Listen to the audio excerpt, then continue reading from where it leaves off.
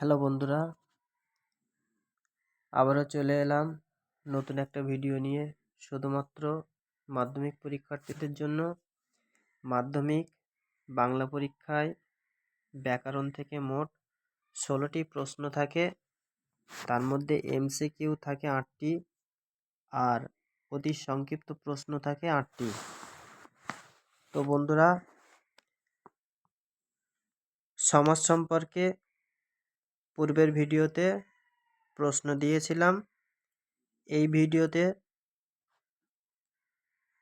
তোমাদের দেখানো হবে বাংলা ব্যাকরণের আরেকটি গুরুত্বপূর্ণ অধ্যায়, কারক বিভক্তি অনুসর্গ। তো বন্ধুরা, এই ভিডিওতে 50টি গুরুত্বপূর্ণ প্রশ্ন রেখেছি।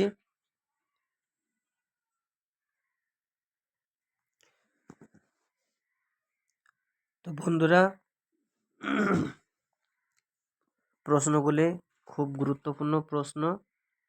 বিগত বছরের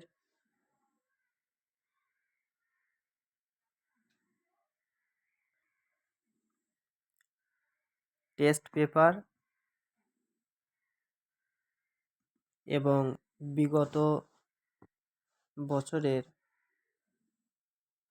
প্রশ্নগুলির থেকে এই প্রশ্নগুলো তৈরি করা হয়েছে। আমি আশা করি পূর্বের ভিডিওটি সমাজ সম্পর্কে আলোচনা করেছিলাম, আর এই ভিডিওতে কারক বিভক্তি অনুসর্গ সম্পর্কে প্রশ্ন দেয়া আছে। এই প্রশ্নগুলো মুখস্থ করলে আশা করি মাধ্যমিকের যে 16 নম্বরের প্রশ্নের উত্তর করতে হবে, আশা করি একটাও প্রশ্ন ছেড়ে যাবে না। তো বন্ধুরা, মনোযোগ সহকারে প্রশ্নগুলো মুখস্থ করে নেবে। প্রতিদিন না হলেও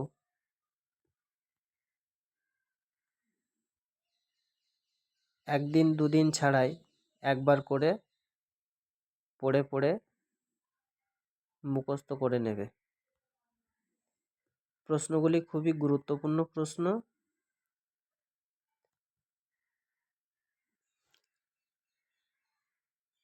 তো বন্ধুরা, এরকম ভিডিও পাওয়ার জন্যে আমার চ্যানেলটি অবশ্যই সাবস্ক্রাইব করে রাখবে।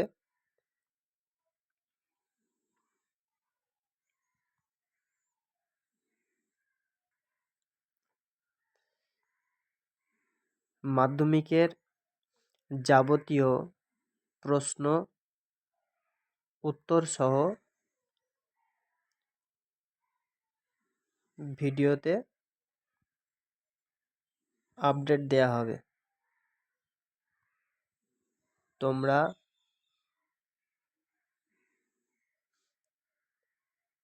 একটু ধৈর্য ধরে মুখস্থ করে নেবে।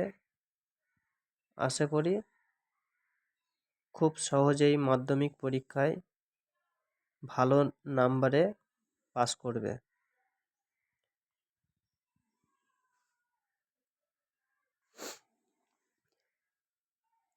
আর বন্ধুরা,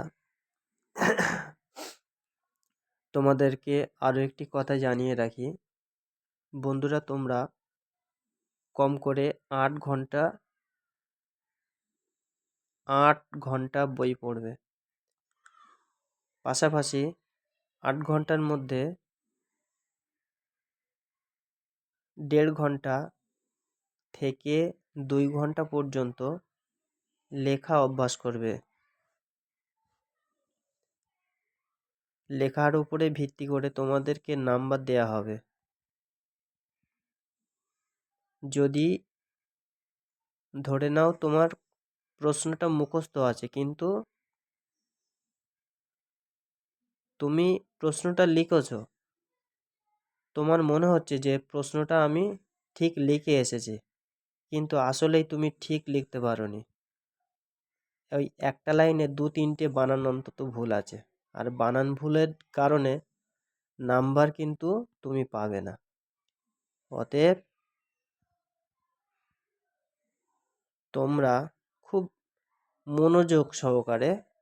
মনোযোগ দিয়ে একটু পড়বে, আর তার সাথে সাথে একটু লেখা অভ্যাস করবে, কারণ লেখার উপরে ভিত্তি করে নাম্বার দেয়া হয়।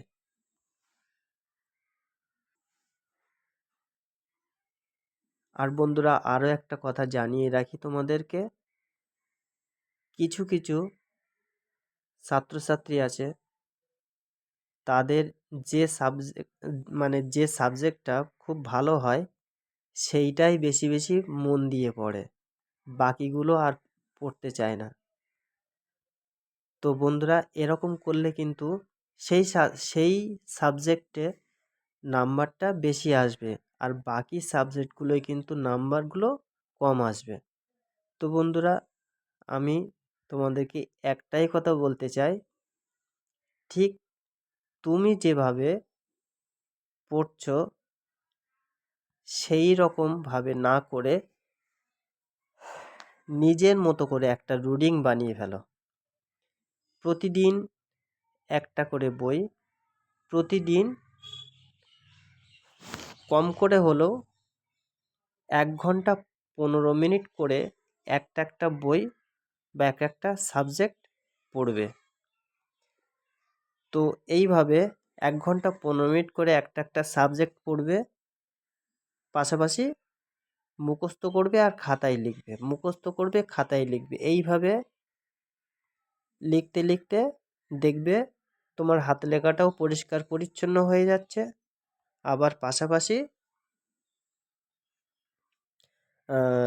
পড়াটাও মুখস্থ হয়ে যাচ্ছে, বানানটা কিন্তু আর ভুল হচ্ছে না। এইভাবে লেখা অভ্যাসটা করবে। তো বন্ধুরা, তোমাদের কাছে একটাই রিকোয়েস্ট, যে প্রশ্নগুলো খুব প্রশ্নের উত্তরগুলো মনোযোগ সহকারে পড়বে এবং সাথে সাথে খাতায় লেখা অভ্যাস করবে। দেখবে নাম্বার খুব ভালো পেয়ে যাবে।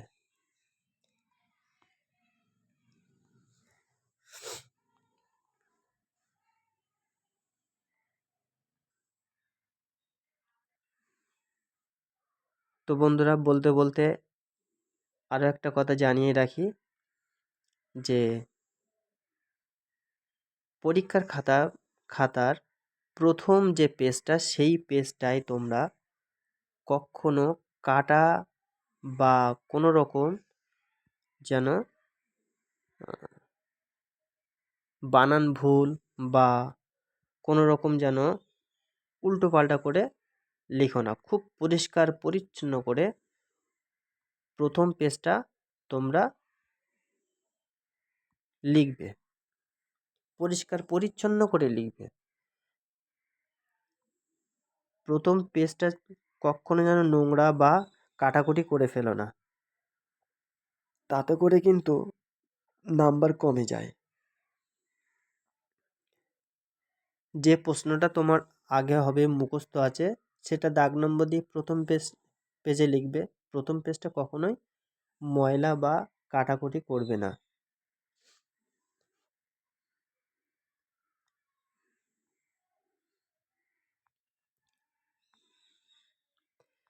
তো বন্ধুরা,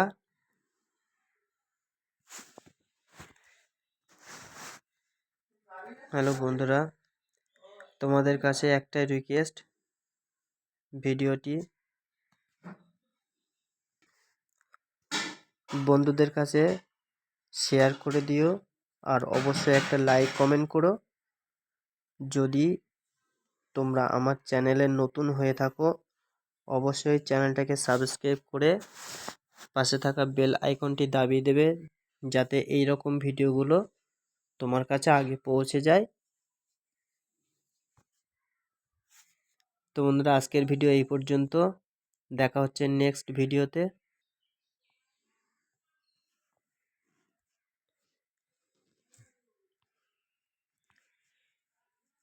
তো নেক্সট ভিডিও থাকছে একটি নদীর আত্মকথা,